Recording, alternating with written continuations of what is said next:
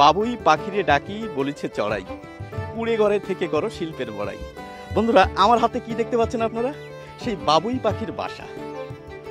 অসংখ্য, কিন্তু আমার হাতে কিন্তু অসংখ্য বাবুই পাখির বাসা দেখতে পাচ্ছেন। এবং এই পাশে যে তাল গাছটা দেখতে পাচ্ছেন, দেখুন, মানে কি বলবো, কয়েকশো বাবুই পাখির বাসা। এবং বাবুই পাখি দেখুন বাসা তৈরিও করছে।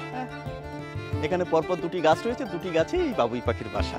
এবার ক্যামেরাকে একটু নিচে নামাতে বলবো, কারণ আমার হাতে যে আপনারা কটি দেখলেন তার থেকে নিচে ধরুন প্রায় 20-30 এই যে বাবুই পাখির বাসা দেখুন পড়ে রয়েছে। এবার এই বাবুই পাখির বাসা নিয়ে কিন্তু বন্ধুরা বেশ কয়েকটি কথা প্রচলিত রয়েছে, সেটি সত্যতা যাচাই। বাবুই পাখি আমরা শুনেছি যে রাতে অন্ধকার কাটানোর জন্য জোনাকি পোকা এই বাসার ভিতরে এসে রেখে দেয় যাতে ঘর আলোকিত থাকে।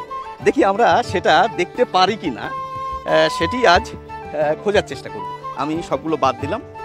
এই একটি বাবুই পাখি বাসা, এবং আপনারা একটু দেখার চেষ্টা করুন। এটা ছেড়া যাবে কি? ভীষণ শক্ত। এই যে দেখা যাচ্ছে, এই যে দেখুন কাদা দেখতে পাচ্ছেন। এই কাদাটা রাখার দুটি কারণ রয়েছে। একটি হচ্ছে বাবুই পাখি এই জোনাকি পোকা এনে এখানে ঠেসে দেয়, পিছনটা আলোকিত থাকে, এই ঘর আলোকিত হয়ে থাকে। আর দ্বিতীয়টা এই বাসার ব্যালেন্স রাখার জন্য। ধরুন বাসাটা একদিকে কাত হয়ে গেল, তখন ওই মাটি এনে ব্যালেন্সটা রাখে আর কি। এবং এগুলো যে ঝড়ে ভেঙে গেছে তা শুধু নয়, এর ভিতরে অন্য একটি কারণও রয়েছে। কি কারণ?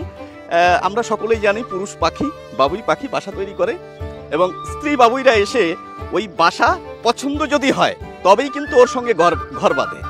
এবার যদি বাসা পছন্দ না করে স্ত্রী বাবুই, তাহলে কি হয়? তাদের আর ঘর বাঁধা হয় না। তখন ওই পুরুষ বাবুইটা কি করে?